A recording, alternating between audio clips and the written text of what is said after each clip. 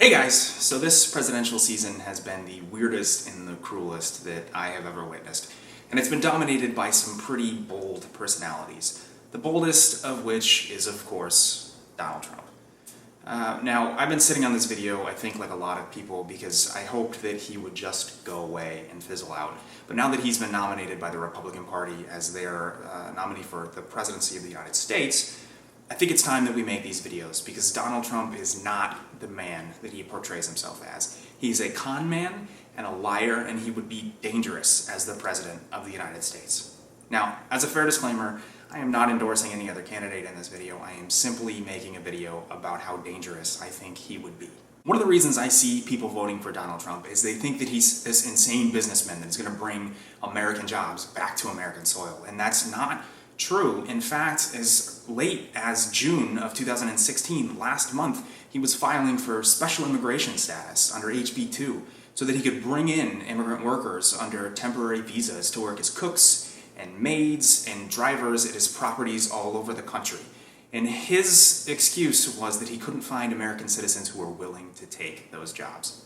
So now, not only is he going back on a campaign promise before he's even been elected, but I'm pretty sure if you gave me a couple weeks, I could find American citizens who would be willing to take those jobs. Now, his betrayal of his public image doesn't stop there. It doesn't just stop with him hiring the immigrants that he likes to demonize on his campaign trail. He's also not the jobs creator that he makes himself out to be. In fact, he's gone through 4 bankruptcies in the last 20 years, each to the tune of hundreds of millions of dollars. He's needed government assistance to get out from pretty much every casino he's ever built because they've been flops. And his excuse, once again, is that they were sound business decisions and bankruptcy is just a part of doing business. Now, most analysts will agree that probably, given the situation he found himself in, was a smart decision to go into bankruptcy. But he's at least partially responsible for every single one of those bankruptcies. And 4 in 20 years is a bit excessive. Now, because of most of these business practices, he cannot get a loan on Wall Street.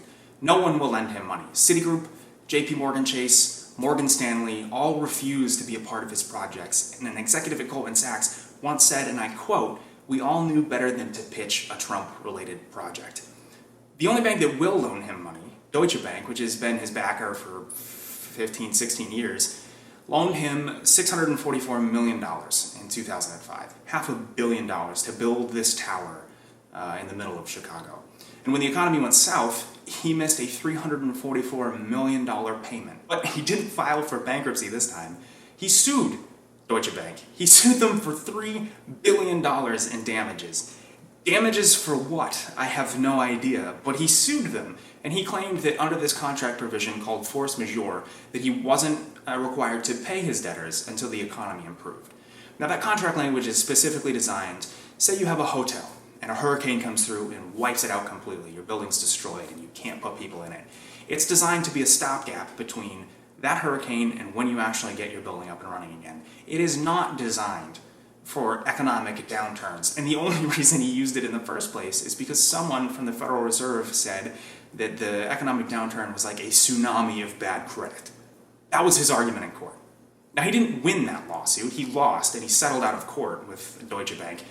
But that makes you really have to ask, is this the man that we want in the White House? Is this the man we want controlling our economy?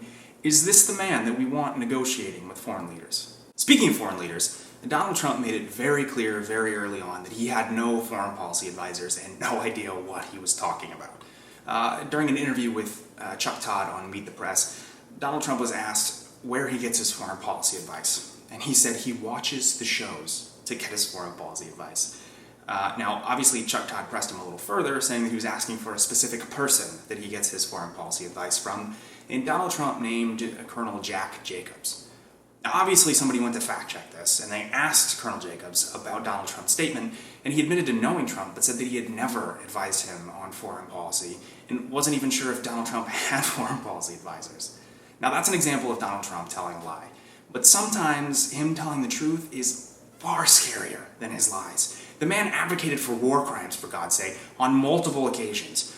He advocated for killing the families of terrorists simply because their relatives were terrorists, which is not only a war crime in the United States, it's against the Geneva Convention. intervention. He also advocated at several of his rallies for waterboarding and other forms of torture, despite the fact that they are illegal, and high-ranking military officials have repeatedly come out and said publicly that torture does not work. And again, it's against the damn law. So he walked that statement back a little bit, saying during an interview that he would never tell the military to do anything illegal, but he would change the law to make torture legal. What's the fucking difference? He's also consistently advocated for bombing the shit out of ISIS-held oil fields in Iraq, completely forgetting the fact, or more likely not knowing the fact, that most of the ISIS-held oil fields are actually in Syria. And sure, bombing ISIS-held oil fields in Iraq, destroying the infrastructure, and leaving the Iraqi people without a source of income sounds like a great idea if you're trying to boost ISIS recruitment numbers. And if all of that wasn't enough, recently, and although he said he was kidding and he was being sarcastic, recently the Donald advocated for a foreign power, Russia, to hack the email system of Hillary Clinton and the Democratic National Convention, which, if he were in power, would be illegal. It would be treason for him to say something like that, to advocate for a foreign power to hack the email system of a former Secretary of State.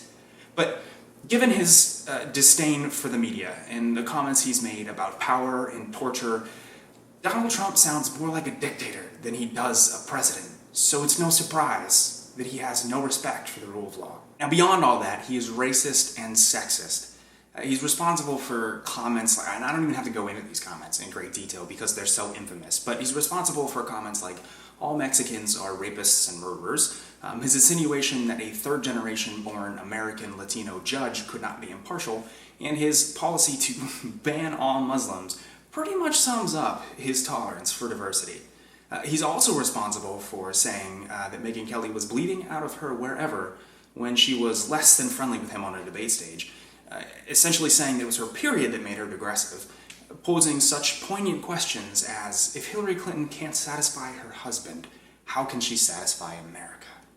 And my favorite, last but not least, my favorite, and by favorite I mean the thing that I detest the most, it actually leaves me with like a terrible taste in my mouth when I say it, but Donald Trump excused military personnel of all responsibility for sexual assaults. When asked about the problem, he said, what did those geniuses think when they put men and women together? Now, all of this would make him a loose cannon abroad. He could potentially damage our foreign relations for years to come. He would certainly be the worst thing to happen to economic policy since the Great Recession. And he doesn't campaign on fact. This is what gets me. He doesn't campaign on fact. He campaigns on emotion, and his supporters eat it up. They believe it wholeheartedly. And this combination of lies and blind faith could set the country back decades. Now, there's so much more that I would love to do on Donald Trump, but if I did everything that I wanted to do, it would be a documentary and not a video, and nobody wants to sit through that. So if you liked the video, hit the like button, hit the subscribe button, share it with anyone you think you would appreciate this video. Really helps me out. Leave some comments down below. I know I'm going to get a lot of hate for this video, but it was an important video to make. So at the end of the video, I will leave you with a list of things that Donald Trump manufactures abroad.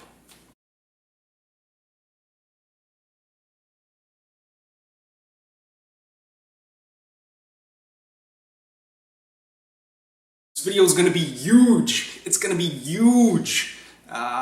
Everybody knows that I'm winning with the videos. I'm winning with the videos. Check the polls. I'm winning with the videos. I'm going to win so much with the videos. You're going to get tired of me winning with the videos. I got the best camera, as everyone knows I'm a rich man. I got the best production crew, the smartest people in the world, the best people working for me. The fuck am I doing in my life?